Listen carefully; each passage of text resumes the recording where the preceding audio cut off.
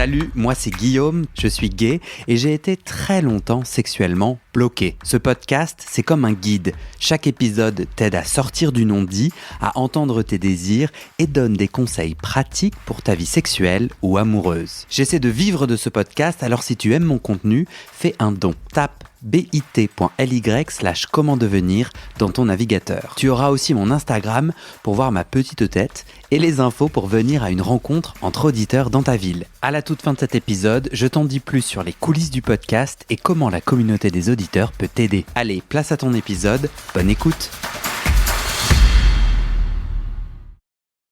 Lénie, bienvenue chez moi. Toi Lénie, tu ne croyais pas en l'amour, ton père t'avait dit on meurt seul et ça t'avait marqué. Alors pendant pas mal d'années, tu virevoltes, solo et heureux. Tu me dis, célibataire, j'avais une dating life plutôt épanouie. J'aimais faire du sexe avec différents partenaires. Ma libido est très liée au fait de conquérir. Mais voilà, l'amour te tombe dessus. Tu me dis, regarde-moi, après les drames que j'ai vécus, j'y croyais plus. Et puis l'amour m'est tombé dessus, je vis le bonheur absolu. Ah non, ça c'est Diams et Vita. Confession intime, tu avais la référence ou pas? Non, je l'avais pas sur le moment, je l'avais pas. J'ai pas ultra bien rappé. Tu connais Confession intime? Ouais, quand même. Okay. Ah non, Confession nocturne.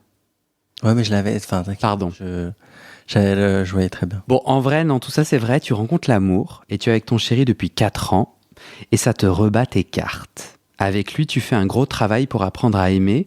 Tu m'as dit, j'ai réalisé que je n'avais aucun des codes sentimentaux.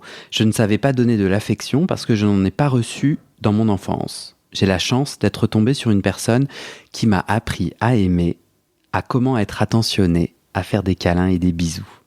Aujourd'hui, j'aime ce que l'on construit au quotidien. Notre relation est unique. Je souhaite qu'il soit épanoui. Je fais tout pour que nous le soyons ensemble. Mais dans certaines situations, c'est bien plus complexe. Notamment sur la question du sexe. Vous n'avez tous les deux pas les mêmes besoins sexuels. Tu me dis avec mon copain qui refusait initialement le fait d'avoir un couple ouvert, nous n'avons pas les mêmes besoins sexuels. Pendant les premières années, ça n'a pas vraiment posé de problème, jusqu'au jour où on a eu la discussion d'ouvrir le couple parce qu'il se sentait frustré. Alors tu te demandes, faut-il avoir la même libido pour être en couple ? Et comment faire quand on n'a pas les mêmes besoins sexuels dans le couple ? Mais avant qu'on commence notre épisode, nous avons discuté, toi et moi, tu habites à Paris, et tu m'as dit... Ouais, Île-de-France. Excuse-moi, tu habites en région parisienne. Région parisienne, ouais. Suffisamment proche en tout cas pour considérer venir à une rencontre entre auditeurs à Paris, et tu m'as dit jusqu'à présent, je n'ai jamais osé. Ouais. Pourquoi ? La peur de... je pense que ce qui est intéressant quand on écoute le podcast, c'est qu'on rentre dans l'intime et il y a un côté un peu voyeur. Enfin, parce qu'en fait, on peut pas... Je trouve qu'il y a un côté, on prend une distance et la rencontre, ça amène... On peut mettre un visage de « Ah, c'est peut-être telle personne qui a raconté ça » ou tu peux vraiment parler de sexe de manière décomplexée. Et j'avoue, j'en ai un peu peur. Et rien que le fait d'être ici, c'est un step pour moi. Ouais, c'est stress. C'est un peu stressant, mais au final, moi, je suis quand même quelqu'un d'assez sociable, donc ça me fait pas peur de rencontrer des gens. C'était plus dans le contexte. Donc, je sais que je viendrai. À une rencontre. Je viendrai à une rencontre. Je sais pas laquelle, mais je sais que je viendrai. Mais c'est juste que c'est un travail un peu sur moi, où de me dire, ok, il n'y a pas de problème de parler de sexe ou de ta sexualité avec d'autres personnes que tu ne connais pas. C'est aussi une expérience. Ouais. Alors, trop cool que tu me dis ça, parce que moi, quand tu m'as dit ça, j'étais là, mais non, mais attends. En fait, je trouve ça chouette, parce que je pense qu'il y a plein d'auditeurs qui pensent comme toi. Et donc, c'est un peu pour ça que je voulais commencer par là. C'est faire de la pub aux rencontres qui n'ont pas lieu qu'à Paris. Donc, l'idée, c'est, il y a une communauté WhatsApp, il y a un sous-groupe par ville. Et je cherche des ambassadeurs, c'est principalement des hommes queer, donc c'est pour ça que je au masculin. Mais il y a des personnes non-binaires, ambassadeurisses, qui lèvent la main et en petite équipe de co-org, Ouais, co-organise. Et l'idée, c'est ultra simple, c'est on prend un jour, 1 heure, un lieu. Au minimum, on sera entre personnes qui co-organisent, sachant que moi, je participe pas à toutes, bien sûr. J'aimerais un jour, mais c'est pas possible. Et au mieux, il y a d'autres auditeurs qui viennent. Et après, il y a 0 obligation de parler de sexe. moi, sur le site du podcast, et donc c'est là-dessus que les gens peuvent aller trouver des infos, tu vois, je te donne un peu un petit pas à pas. Et l'idée, c'est en effet de se reconnecter autour de ce que l'on a de commun, qui est le podcast. Donc, tu vois, des petites questions, ça peut être, là, comme ça, c'est quoi un épisode récent que tu as écouté, qui t'a marqué, et pourquoi, comment. Donc, toutes les questions sont faites pour que tu puisses choisir, toi, le niveau d'intime que tu souhaites partager, tu vois. Ça peut être en effet l'occasion pour toi de dire un peu de toi et d'avoir de la parole vulnérable, mais c'est pas du tout obligatoire, et je trouve que c'est vachement important de créer des espaces où il n'y a pas d'injonction en mode ah ouais, si tu viens, faut te dénuder d'un coup. Pas du tout. Et je pense qu'il y a des gens qui parlent zéro d'intime.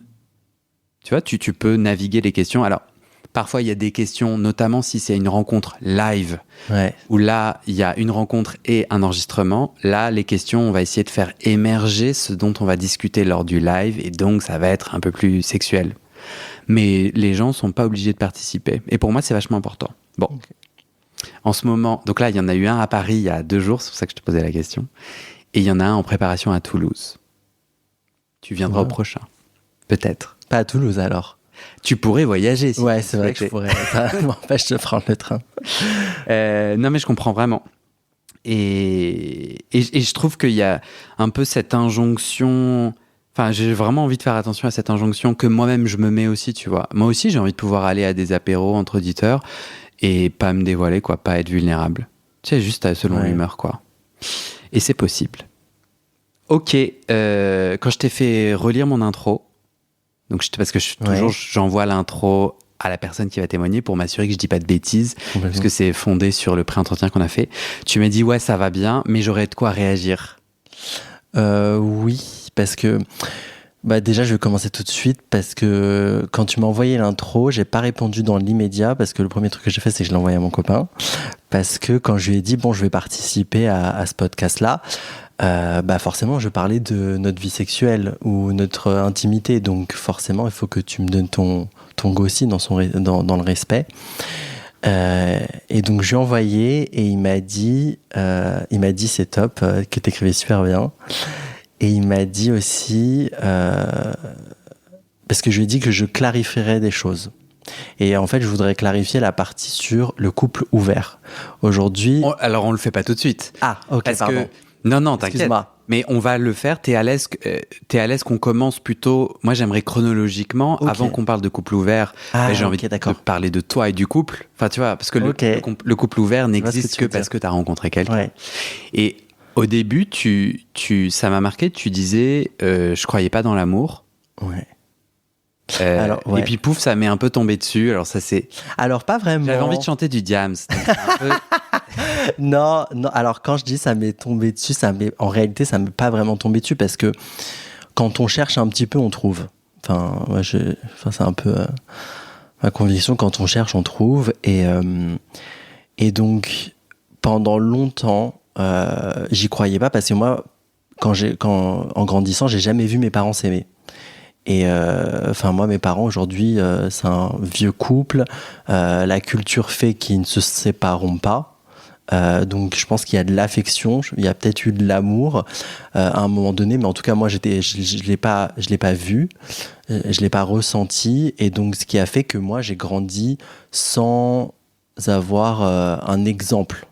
Et ça, je l'ai compris quand j'avais des potes autour de moi où je voyais leurs parents qui s'aimaient, qui partaient en vacances, qui avaient des marques d'affection. Et je me disais, mais ça, c'est pas du tout le schéma dans lequel j'ai grandi. Et donc, j'avais un sorte de... En fait, ce que j'ai vécu, au début, je me suis dit, l'amour, ça n'existe pas. Et en fait, ce qui est intéressant, c'est quand on a des frères et sœurs, donc j'ai 2 sœurs, et j'ai 2 sœurs qui, elles, sont restées très longtemps avec leurs copains. Enfin, j'ai une sœur, ça fait, je crois, 12 ans, elle est avec son copain, et depuis qu'ils ont 19 ans, et donc elle a fait tout le schéma inverse. C'est-à-dire qu'elle a trouvé quelqu'un, elle a aimé, donc je me dis, on a peut-être la même éducation, mais son chemin est différent. Donc moi, je me suis dit, il faut que je trouve mon chemin pour croire un peu en l'amour. Donc j'ai fait tout un travail sur moi, déjà moi de m'aimer, sur le fait de accepter mon homosexualité, et ensuite de déconstruire et de me dire qu'en fait, si l'amour ça peut exister, c'est juste que je n'ai pas les codes. Donc comment... En fait, c'est vrai que quand j'essaie de me replonger effectivement dans mon chemin et de me dire comment est-ce que j'ai fait pour me dire ok, je suis prêt. Mais du coup, que je comprenne, toi tu dis je croyais pas dans l'amour, mais je baisais, enfin pardon, j'avais du sexe avec des gens. Ouais, en fait, déjà moi j'ai un truc où j'ai 2 potes avec qui ça me rassurait de me dire je suis pas tout seul. C'est que je fais vraiment une séparation entre le sexe et les sentiments. Et donc pour moi, quand je rencontrais des gens, bah il y avait de l'affection, mais il y avait pas d'amour. Il y avait pas ce truc. Et souvent, souvent, tu parles avec des potes, ils me disent non mais t'as jamais ressenti un truc, des papillons dans le ventre et tout ça. Et moi je me dis non, enfin jamais. C'est des gens que j'apprécie, mais. Ok. Et donc là, t'as quel âge aujourd'hui ? J'ai 30 ans. Et là, à ce moment-là, tu as quel âge ? C'est à peu près quand je me découvre, je dirais entre 21, 23, quelque chose comme ça. En fait, il y a tout un cheminement. Où tu as des rapports sexuels avec d'autres hommes. Exactement. Et quand on te parle de l'amour, entre guillemets, on te dit t'es censé ressentir des papillons, toi t'es là, zéro papillon. Ouais, moi je dis... Pas d'insectes en toi. Ouais, je me dis, qu'est-ce que c'est ? Non, je connais pas ça. Et je me dis d'ailleurs, c'est bizarre comme sentiment. Et donc la première fois que je l'ai ressenti, c'est avec mon copain actuel. Et je me dis, ah, c'est ça. Ok. Donc ça fait un truc, Quand tu dis je croyais pas dans l'amour, toi tu vas tout de suite à la référence de ton couple, du couple de tes parents, où tu dis moi je croyais pas dans l'amour parce que j'avais pas d'exemple. C'est ça que tu dis ? Ouais. Ça veut dire quoi ? Je ne voyais pas qu'ils s'aimaient, c'est-à-dire ils forment un duo. Ils habitent ensemble ? Ouais, ils habitent toujours ensemble. Mais il n'y a pas de toucher. C'est quoi pour toi voir l'amour ?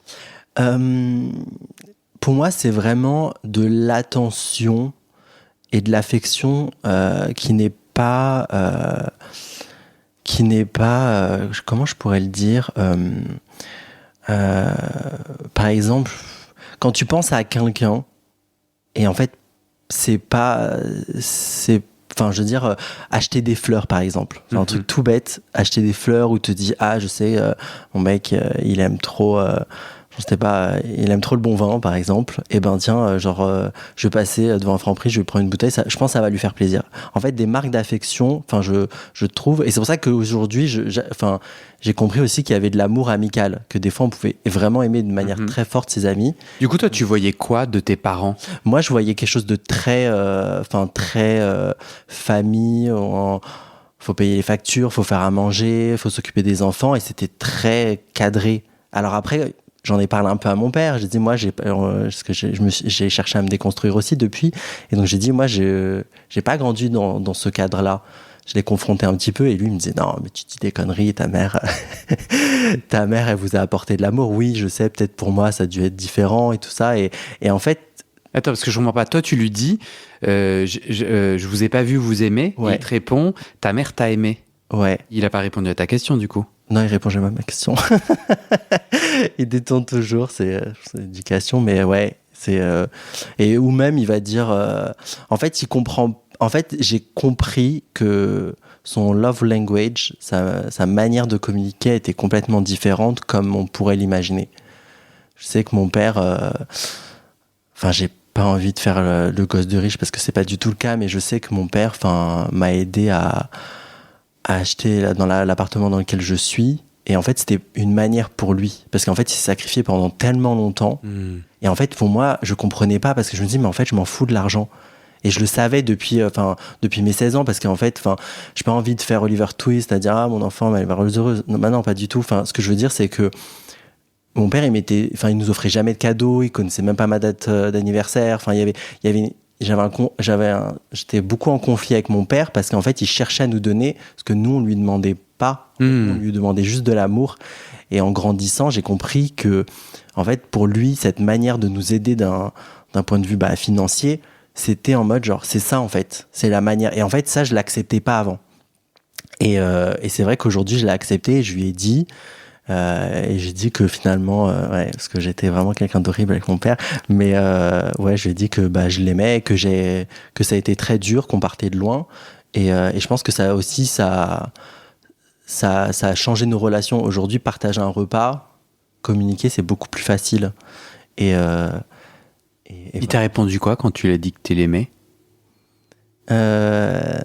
Très ému, mais je crois que c'était genre merci mon fils mais il me dit pas en fait il dit pas, enfin j'ai pas le souvenir de dire c'est juste une fois je me souviens je me souviens même plus de pourquoi la dispute, mais à un moment donné j'étais en pleurs et je lui disais tu comprends pas machin un truc, et en fait il m'a dit ouais je t'aime mon fils et tout, et je me souviens de ce moment-là, mais parce que c'était vraiment c'était très fort, exceptionnel quoi. Ouais, mais sinon il est pas démonstratif. Tu parlais tout à l'heure de langage de l'amour.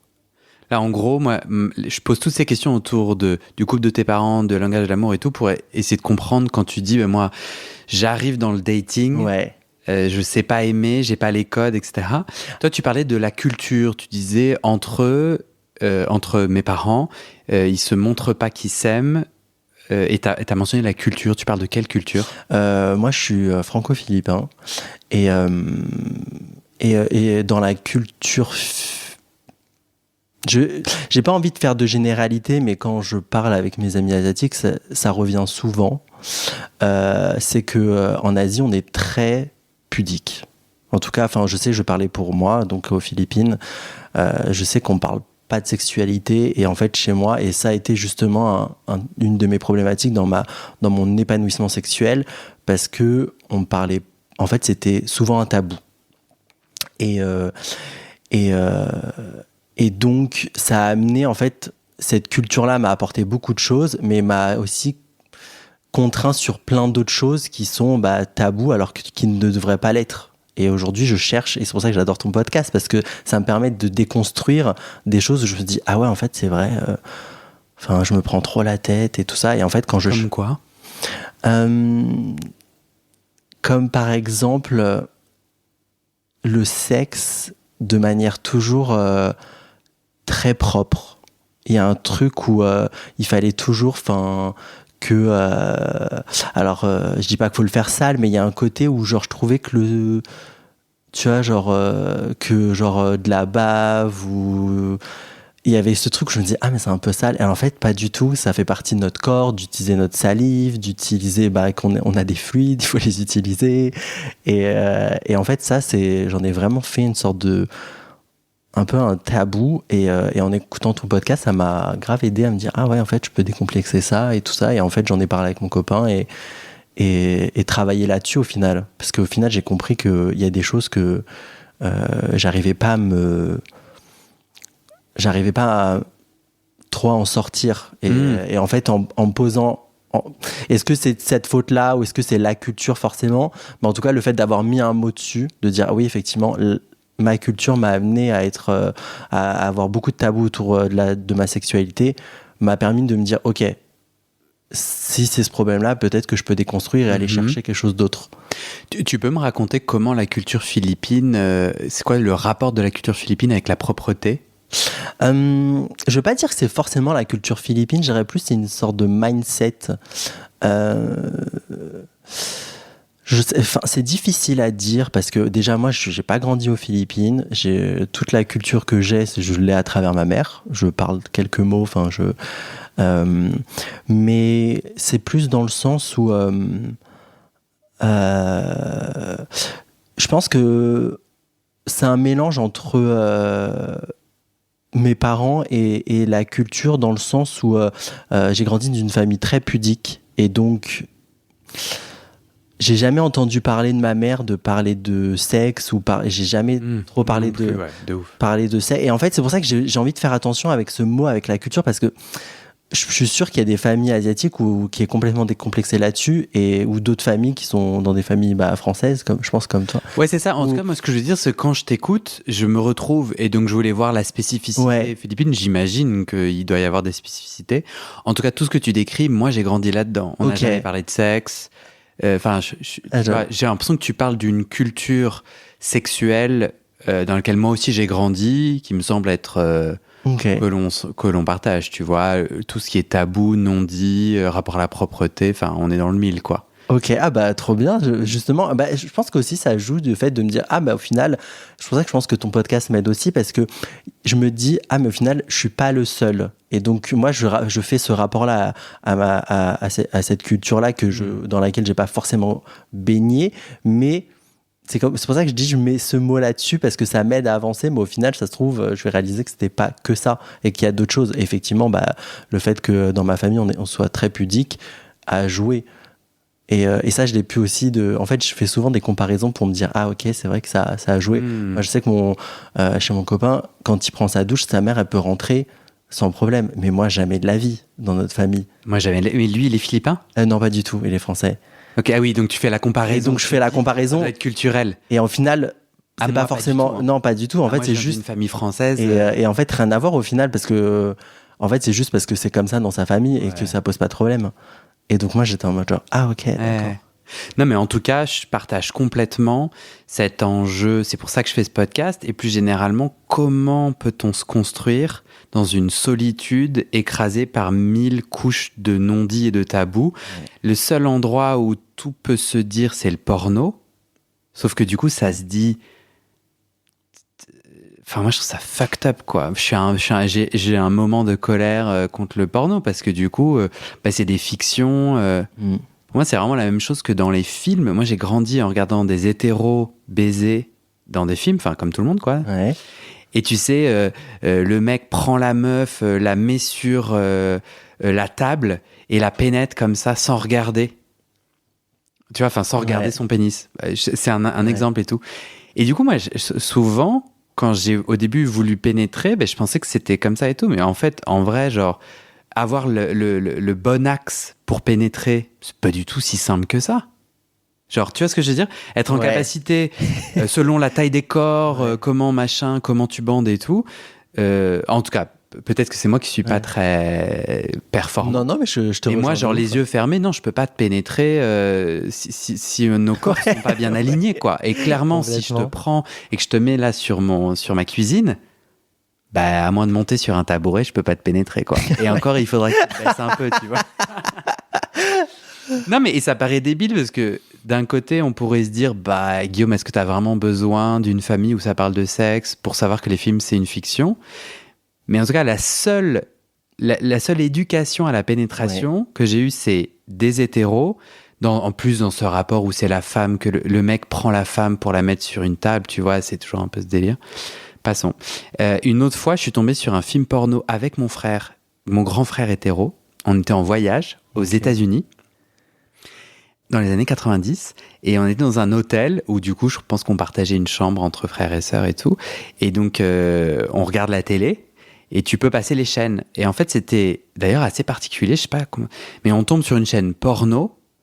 Un de nous a dû dire « Ok, voulez-vous payer ?» Soit en s'en rendant compte, soit en pensant... Moi, je me souviens pas, j'étais petite, on s'en fout.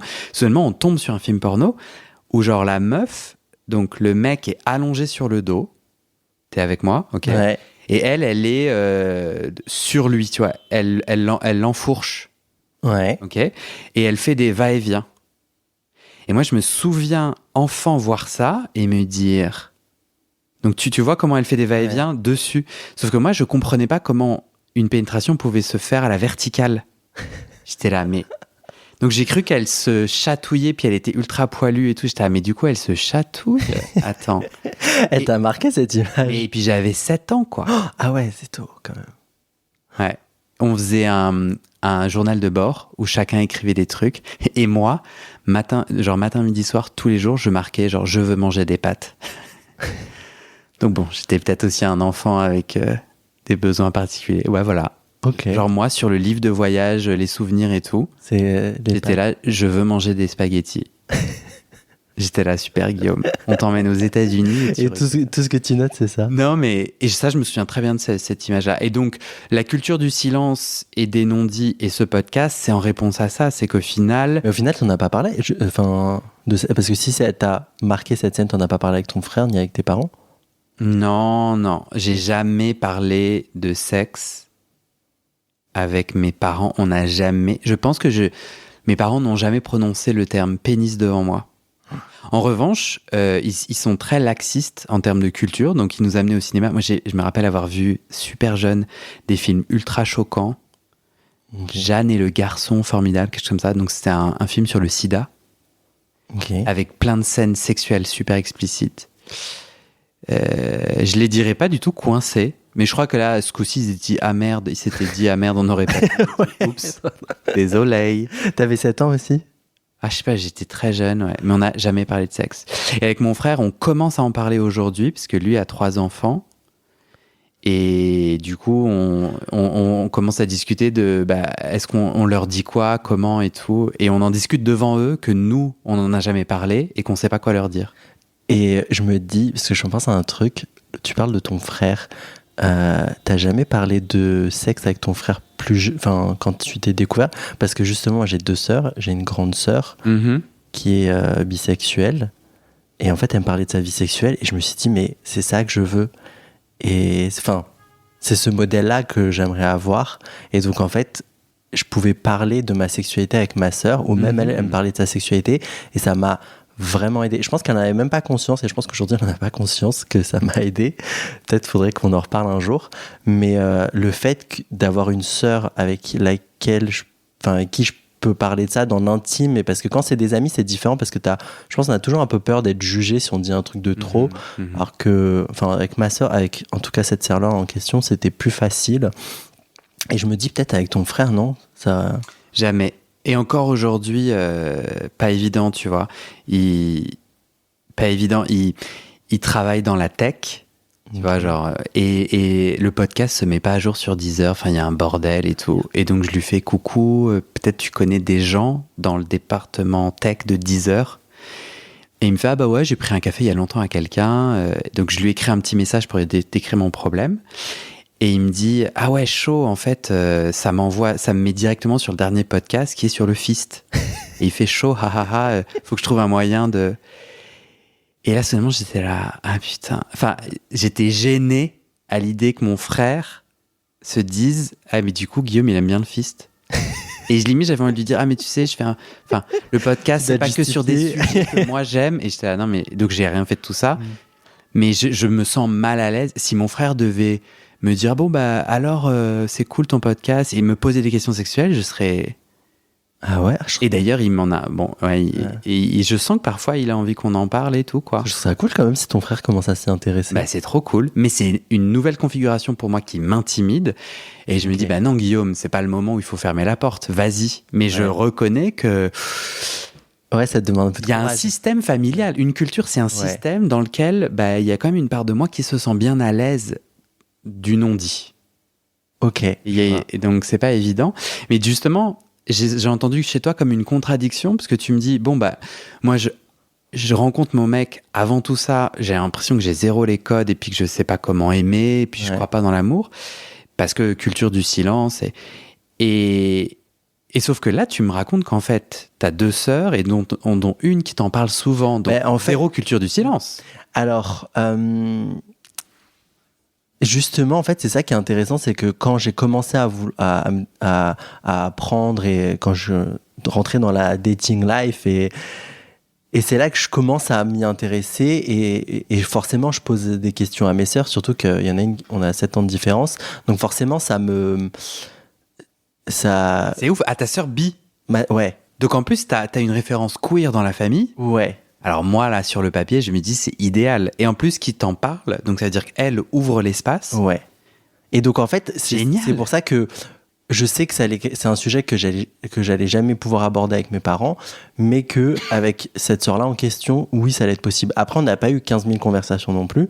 On a eu quelques-unes qui ont été assez marquantes pour moi. Je ne saurais pas dire exactement, mais je sais qu'au moment donné, ça m'a aidé. Et ça m'a donné une forme de schéma. Je me dis, ah tiens, ça c'est possible. Si je développe, pardon, parce que je dis ça comme ça, si je développe, c'est que le fait que ma sœur soit bi, elle en fait, elle a une bisexualité très patriarcale. C'est ça qui est drôle. C'est qu'elle se voit pas forcément avec une femme.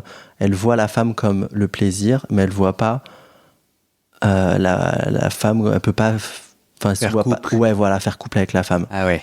Et en fait, elle a eu des enfants, elle a eu un mari. Bon, ils sont plus ensemble aujourd'hui, mais ils sont restés très longtemps ensemble. Et en fait, quand on me parlait de ça, elle me disait, elle me donnait des détails et tout. Elle me racontait qu'elle avait un god ceinture et tout. Moi, putain, je suis désolé, je raconte la vie sexuelle de ma sœur, mais pour moi, quand j'entends ça, je me dis waouh. Et en fait, le truc est, en fait, quand ma sœur me donne toutes ces images-là, en fait, elle me raconte tout ça et j'ai pas forcément d'images. Et c'est quand je regarde Sense8 et une des premières scènes de la série, c'est deux nanas qui couchent ensemble et en fait, tu vois l'image du gars de ceinture qui tombe du lit.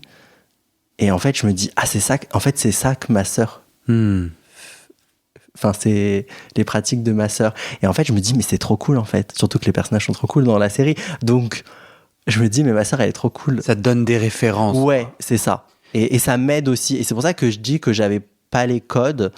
Mais je pense que c'est différent je pense que les codes de couple et les codes de dating life, c'est pas la même chose. Parce que quand tu dates, tu sais que vous allez parler... Enfin, il y a un côté il y a un schéma, je trouve. Alors que quand tu commences à tomber amoureux et qu'il y a des sentiments qui rentrent en jeu, je trouve que là, c'est complètement différent. Moi, je sais que mon mec m'a complètement déboussolé parce qu'il me demandait des choses et je dis, mais je sais pas. Enfin, et en plus, j'étais pas assez encore déconstruit à l'époque pour dire, je sais pas comment te donner ce que tu me demandes là actuellement.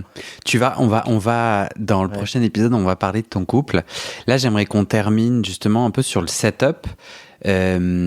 Entre parenthèses, Sense8. Super série. Ouais, absolument. Pour les gens qui ont un abonnement Netflix ou qui peuvent s'en procurer un. SENSE, plus loin 8. Trop beau. Franchement, moi, j'ai adoré cette série. Et justement, je trouve que il y a eu une intrigue au-delà de la question LGBT, mais il y a plein de personnages différents, LGBT, queer, plus et tout. C'est trop chouette. Qui vivent tout un tas d'aventures. Enfin, pour moi, c'était un vrai référentiel amoureux, sexuello-amoureux, mais où, en fait, ils vivent leur vie, ils ont chacun des forces et faiblesses, des machins. Enfin, et je trouve ça vraiment trop chouette. En gros, pour toi, tu dis, je savais pas comment aimer parce que, même si j'avais des endroits où en parler avec ma sœur, principalement, j'ai grandi dans une famille où il y a beaucoup de non-dits, où mes parents semblent être des coéquipiers, des partenaires. Ils s'entendent plutôt bien. Oui. Ouais, enfin voilà. Mais rien de plus. Moi, je me dirais, j'aurais un peu le préjugé que, non, mais en fait, ton sujet, c'est aussi tu es homosexuel. Donc en fait, il n'y a pas de référentiel d'amour homosexuel autour de toi. Et en plus, je sais pas comment tes parents, quels propos ils avaient sur l'homosexualité, mais tu avais aussi peur. Ouais, ça va passer pas ça aussi. T'es d'accord ? Ouais. Être amoureux, c'est être amoureux d'un homme, et c'est un défi ou une blessure ou un problème à cette époque pour toi. Oui, mais là, c'était vraiment... Et c'est aussi pour ça, que t'as pas les codes et que tu te projettes pas. C'était ça ma question. C'est pas, en fait, je mêlerais pas ça à l'homosexualité parce que moi, je me sens pan. Enfin, je me suis jamais dit que gay. Enfin, même, je me retrouve pas là-dedans. Excuse-moi. Et donc, je me suis...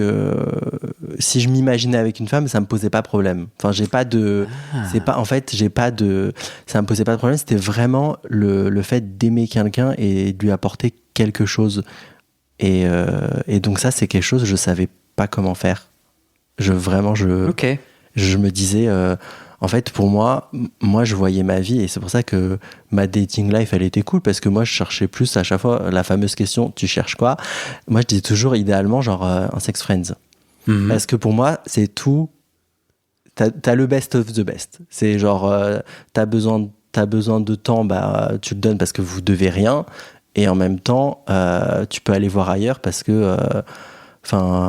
et tu peux limite lui en parler parce que y a pas de souci parce que vous êtes pas exclusif ou et donc en fait je trouvais que pour moi c'était la meilleure configuration possible et d'où le fait que quand on en a parlé avec mon mec actuel au tout début de notre relation et la fameuse question qu'est-ce que tu cherches, je dis moi idéalement sex friends et il m'a dit moi je suis pas trop chaud et tout, donc il m'a pas trop verbalisé, il m'a pas vraiment dit non. Parce que quand on en reparle, il me dit non, je t'ai jamais dit non. Mais il m'avait fait comprendre que lui, il cherchait plus quelque chose d'exclusif. Ok. Vous vous rencontrez comment ? Tinder. Ok. Donc toi, t'es à ce moment-là, donc c'est il y a 4-5 ans ? Ouais, 2019. À ce moment-là, toi, tu tu as envie de sexer, de rencontrer des gens. Sur Tinder, tu as accès à tous les genres. Et donc, désolé sur mon podcast sur la sexualité. Moi, je croyais que tu étais gay, excuse-moi. Non, mais oui, mais c'est quand même un peu dommage de manquer ça. Mais je crois que je l'ai jamais dit en fait. On n'a jamais parlé. Non, on n'a jamais parlé. Du coup, j'ai eu des préjugés. Dans tout le pré-entretien, on n'en a jamais parlé. Ok, et donc hop, tu t'es sur Tinder et tout. Soudainement, tu vois son profil. La première fois où tu vois son profil de celui qui allait transformer ta vie, t'as pensé quoi? T'as pensé quelque chose en particulier quand t'as matché? Donc, si, le premier truc que je me suis dit, c'est qu'il est out of my league. Genre, il est trop beau, il est trop parfait, il est trop top. Enfin, de ce que je ressentais. Et ouais, en fait, ça m'a... Je me suis pas dit que... Enfin, putain, frère, quand tu sois avec quelqu'un, tu dis pas « Ah, telle personne va changer ma vie », quoi. Non. Il y a ce truc-là aussi. Puis parce que toi, ton abord, ton élan, c'était plus rencontrer des gens. Ouais, exactement. Et donc, au début, je comprends qu'il y a eu un petit e-match aussi. Bah oui, sur Tinder, t'es obligé. Ça se passe comment après? Tout de suite, vous discutez. Elle est chouette, la discussion, ou pas?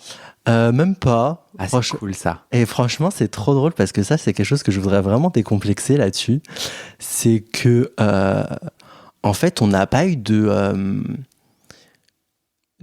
coup de foudre. Comme j'ai l'impression qu'on parle souvent du coup de foudre et tout ça. Et en fait, nous, ça n'a pas été le cas. Nous, ça a été, genre, on a parlé parce qu'à ce moment-là, je voulais me laisser pousser les cheveux. Et en fait, j'ai introduit le truc et lui, il avait les cheveux longs. Et je me suis dit, et en fait, j'ai lancé le sujet des cheveux longs. Donc, on a parlé de ça. Et en fait, il m'a pas répondu. Je dis, bon, bah, tant pis, c'est pas grave. C'est mon super sujet. Ouais, mon super sujet de cheveux, il est tombé à l'eau, quoi. Il m'a répondu quelques messages et après, c'était tombé à l'eau. Et en fait, il me renvoie un message quelques jours après, il me dit « Ah bon, j'avoue, j'ai pas vraiment répondu et tout. » Et donc là, il me relance. Et en fait, depuis, on n'a jamais arrêté de se parler. Juste parce que naturellement, tu trouvais ça chouette, ce qu'il répondait, c'est ça? Ouais, voilà. En fait, c'est plus, on avait une connexion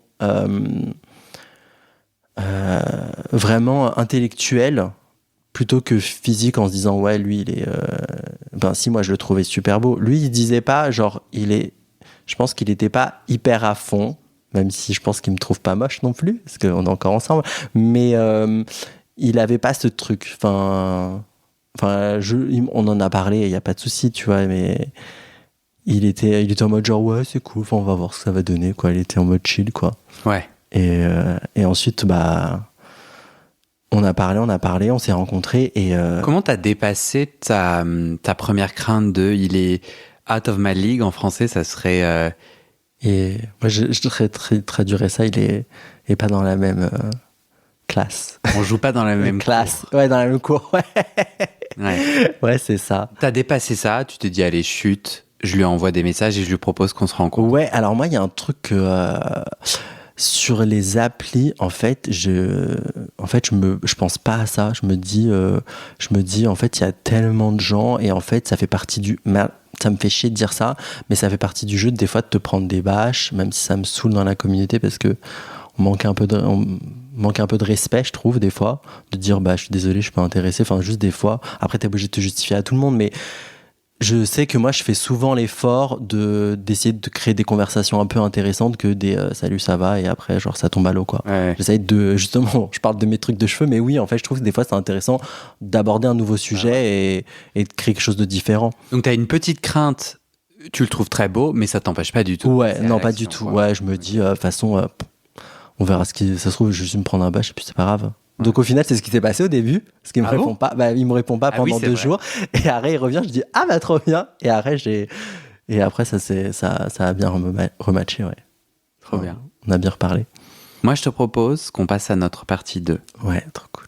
Partie 2, en gros, moi j'ai envie qu'on se dise comment tu dis que ce couple il t'a pas mal chamboulé, il t'a pas mal appris, et notamment qu'au début ton copain il te faisait des demandes qui semble être dans les codes du couple, et toi t'étais là, je ne vois pas, je pige pas, tu me parles une langue étrangère que je ne connais pas, et après en fait le chemin de sexualité dans ce couple / ta sexualité aujourd'hui, cette question du couple ouvert, de la différence de libido et tout, et un peu j'ai envie qu'on aille au présent, quoi. Où est-ce que t'en es aujourd'hui? Ça te va? C'est parfait, let's go. À dans quelques jours.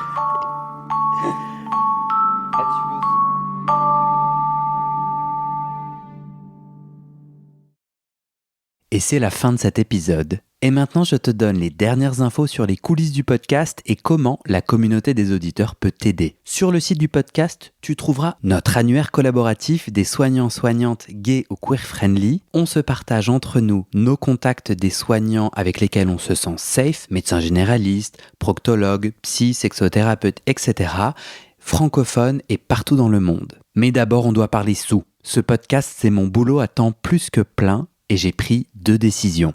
Première décision, je ne veux pas rendre le podcast payant. Je veux qu'il reste accessible. Deuxième décision, je ne veux pas non plus de sponsors commerciaux.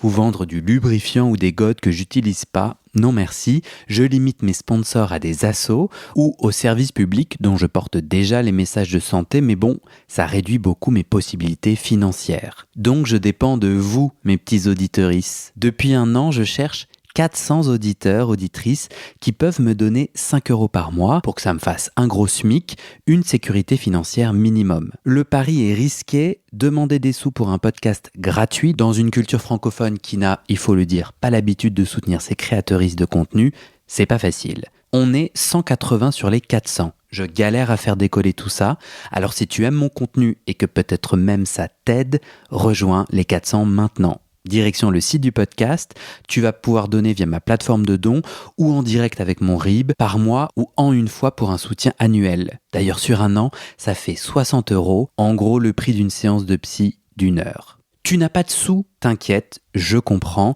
alors clique tout de suite sur s'abonner dans ta plateforme d'écoute, active les notifications pour recevoir le titre de l'épisode dès sa publication et mets 5 étoiles et un commentaire sur la page du podcast sur Spotify et Apple Podcast. Ces petites actions, ça pousse l'algorithme à proposer le podcast à plus de gens et ça m'aide à trouver des témoignages et des donatrices. Bon, maintenant, faut que je te parle de ce qui se trame derrière le podcast avec notre belle communauté des auditeurs. Sur le site du podcast, tu trouveras aussi mes réseaux sociaux et ma communauté WhatsApp. Je te montre ma petite tête, je te raconte les coulisses du podcast. Souvent, je pose des questions pour des futurs épisodes, je demande de l'aide ou toi. Tu peux aussi m'envoyer des messages, par exemple des messages d'amour pour me motiver, ça me fait très plaisir. Tu trouveras aussi sur ce site la communauté Discord du podcast. C'est là où les auditeurs peuvent parler entre eux, peuvent parler des épisodes, de culture et aussi de sexe et de leurs sujets intimes. Sur le site, c'est aussi là que tu trouveras les infos pour organiser ou rejoindre une rencontre entre auditeurs ou un enregistrement live du podcast. Dans la communauté WhatsApp, il y a un groupe par ville. Des auditeurs y proposent des rencontres ou si je passe dans cette ville, moi je te mets un petit message, un petit coucou et on se voit. Et enfin, sur le site du podcast, tu trouveras le petit formulaire pour proposer ton témoignage. Comme je veux faire entendre la diversité de nos voix queer, en ce moment, je cherche particulièrement des jeunes qui ont entre 18 et 25 ans, ou au contraire, des hommes queer plus âgés, au-dessus de 60 ans. Je cherche aussi des hommes trans et queer, des hommes queer asexuels ou aromantiques, des hommes queer kinky, par exemple Puppy Handler, ou le kink des odeurs, et plus généralement, des hommes queer qui se sentent aujourd'hui très épanouis sexuellement et qui peuvent nous raconter ça. Mais bon, si tu ne corresponds à aucune de ces catégories, viens quand même proposer ton témoignage et sache que 90% des personnes que tu entends sur ce podcast m'ont dit avant ça « Oh, tu sais, je sais pas bien parler » ou « Moi, je pense que j'ai pas grand-chose à dire ». Donc, si tu sens l'envie de témoigner mais que tu doutes, c'est normal, viens, on s'en parle. Alors, va sur le site du podcast, tu tapes dans ton navigateur bit, c'est bit sans e.ly/comment devenir. Merci à toi et à très bientôt dans tes oreilles.